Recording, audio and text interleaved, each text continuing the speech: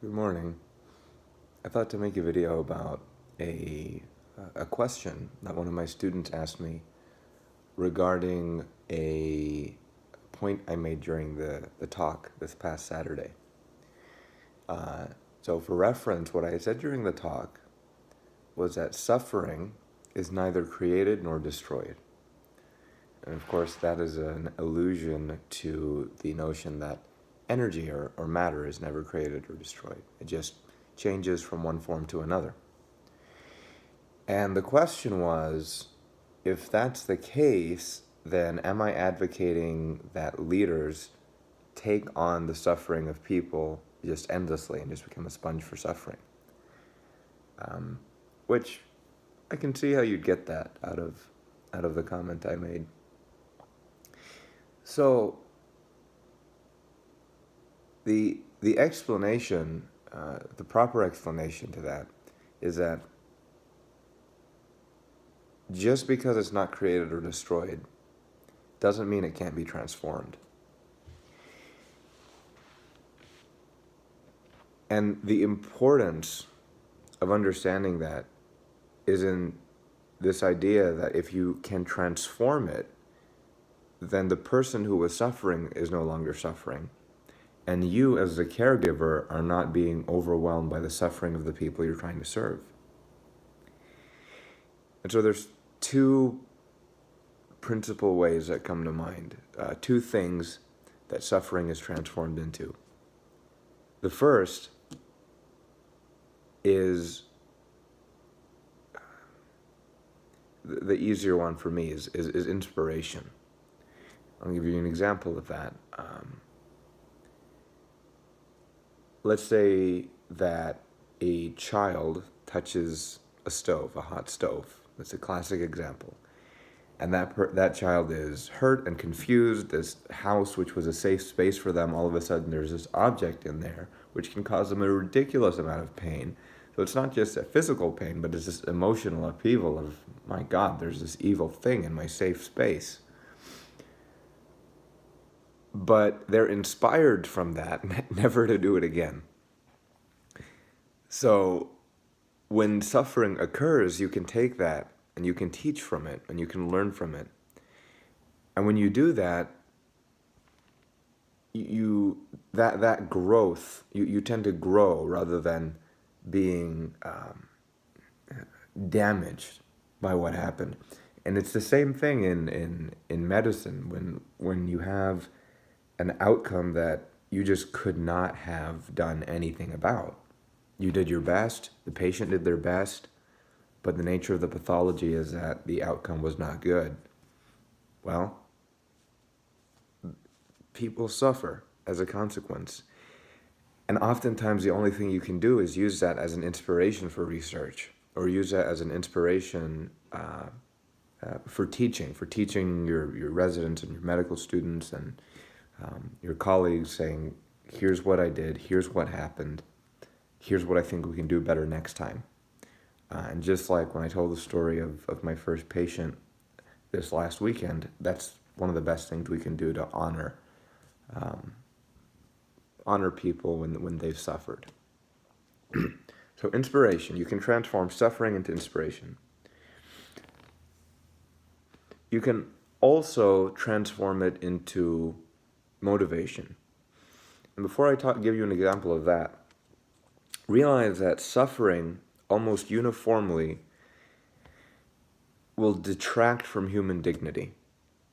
When suffering is at a high energy state, when it's not in its ideal form, when it's not in its ideal location, that object, i.e. the person suffering, has their dignity diminished. I'll explain what I mean by that, and then we'll move on to motivation. The example that I gave my student when he asked me that question was that of the mother and the child. The mother and the child. When a child is born, they are in a state where anything, any amount of suffering, if they need to use the restroom, if they're hungry, just anything at all, will hugely detract from their dignity if they're left alone. Now, suffering is not created or destroyed, so the mother's going to suffer. The mother's going to stay up late. The mother's going to take time off work. The mother is going to do all sorts of things for that child to take care of them. But she is suffering. She is going to sacrifice a lot. And that can be very, very hard. But in that case, the location of the suffering matters, right? Kind of like an electron, whether it's going to be all the way up here in its energy orbital or if it's going to settle all the way down to S, in which case it's going to release off energy. It's going to be a more stable state. The suffering's more stable with the mother because she can transform it. She can transform it. She can handle it. She can turn that into propriety, a sense of pride. She can transform it into a sense of motivation. That's the purpose in the first place, right? You have a patient, they don't understand the pathology, they don't have the ability to treat themselves, but you as a physician, you're trained to handle it, you're trained to do something for them, you're trained to cope with that stress via diet and sleep and exercise, and also you're the right place for that suffering to be because you can dispense of it. By teaching, for example. So, this last second example, and I'll cut this off before it gets too long. I was in Arizona, and I was sitting outside of a grocery store, and my phone had decided to not work. All of a sudden, my Uber app just wasn't doing its job, and it was, it's Arizona. It's about a bajillion degrees outside. And this guy in a blue t-shirt comes and stands next to me. And looks like he's waiting for a ride too. And most people don't get Ubers to and from the grocery store in my experience. So I thought, wow, two of us, that's weird. And at some point he sat down. And I thought, well, that's really weird. No one sits down outside a grocery store. And I just couldn't get the Uber, so I'm like, all right, I'm going to sit down too. And I had bought a little bag of vegan macaroons, and I opened them up, and I leaned over to the guy, and I'm like, hey, you want some of this? And I gave him some, and we were just sitting there eating macaroons together. And I was new in the area. I was only there for a brief trip, and so I asked him, "What are, who are you? What do you do here?" That type of thing. And turns out the guy was homeless man, very well spoken and calm for someone who doesn't have a home. And we got to talking, and he had been injured on the job and didn't get recompense, and the people who were in his life sort of threw him under the bus. So someone who's gone through a lot of suffering, but when you spoke to him, he was dignified. He didn't speak like someone who hadn't showered in a week or who doesn't eat on a daily basis. He spoke very calmly. And I found that very interesting. So I was in town for a few days, and I thought, well, the hotel room has 2 beds, and this fellow probably doesn't have a place to sleep. So I said, why don't you come and stay with me for a few days? And he was, reluctant to inconvenience me, but I pushed, and he was like, all right, sure. But I had misunderstood him at some point, because when I finally got the Uber app working and the car came, I was like, all right, let's go. And he had been telling me about this other homeless individual who he helped out from time to time because she had broken her leg. So he would help her at the laundromat to kind of just do things that are hard to do when you have a broken leg. And so that it was time to go, and in my mind, he was going to get the opportunity to eat and to sleep and to have, a clean shower and clean clothes and all that.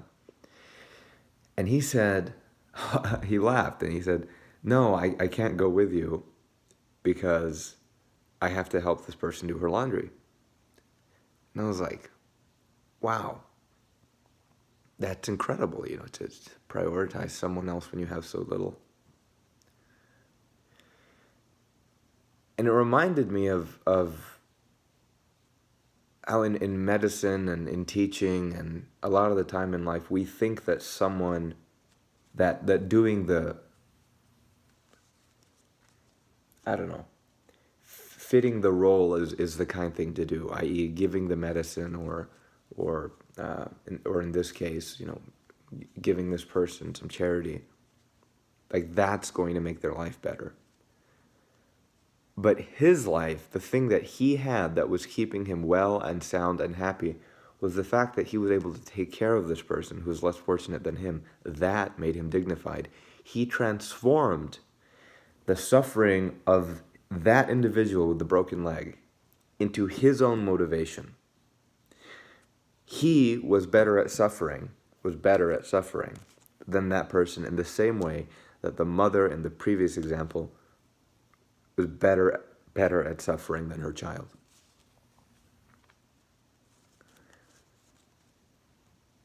So I thought that was an interesting lesson, is that suffering is kind of a skill. Some people are really good at it. And some people, if a fly lands in their soup, it's the end of their day, and they start screaming and raging, and it's so hard, and there's nothing dignified about that. So training people how to be resilient is important. How to suffer properly is important. But also knowing where the suffering should be. Who is the person who should be suffering? We are healthcare providers. We've got to be good at it, transforming it into motivation, transforming it into lessons, managing our own physical habitus so that we can take on good deals of stress, but not just endlessly taking it on and doing nothing with it and thinking that we're going to be okay.